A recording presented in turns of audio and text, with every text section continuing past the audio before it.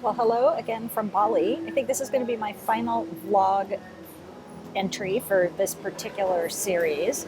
I've basically shown you kind of how I've used Evernote to support getting here and getting back into the working scene. I've been here about 2 weeks now and really adjusted. Got another 2 weeks to go. And today, in this final installment, I wanted to kind of talk about the concept of trigger events and recognizing when it's time to create a new project notebook. So I am planning the next phase of my journey, which is going to be to go to Singapore and spend a week there before I head back to the States. And so I could have just added notes for my Singapore trip to the same Bali notebook that I showed you at the beginning of this series.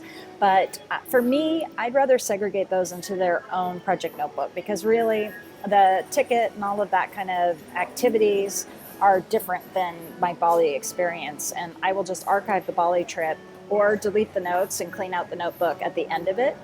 Instead, what I did is I went ahead and I created a new notebook and I used a naming convention so that all my events kind of grouped together and a date here. Again, I covered this when I created the Bali event, but for me, embarking upon a new segment of my trip required me to create a new Singapore notebook. And then I put it in a stack, which you could do to yourself, to whatever suits you. And I'm going to actually shortcut this up at the top here because it's coming up in a couple of weeks. So I'm going to be actively managing this notebook in the time that comes in the days ahead. The other thing is I'm continuing to centralize materials there. So you can see here's a confirmation for a booking that I did for this weekend.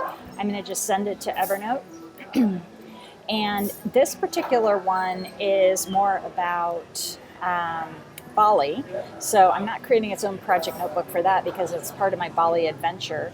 And when it comes in here, I'm going to go ahead and just file it in Bali. And so that's how I'm using Evernote to really kind of stay organized while I'm here related to my travels.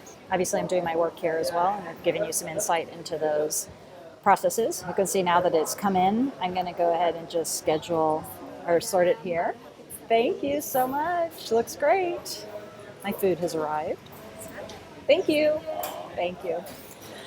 And that's what I'm doing. So you can catch up on any vlogs that you might have missed. I certainly have the whole series here in a playlist, Evernote in the Wild vlog, and I will do vlogs in the future as well as future video training. So feel free to subscribe to the Harmon Enterprises channel if you'd like to be automatically notified of any future events.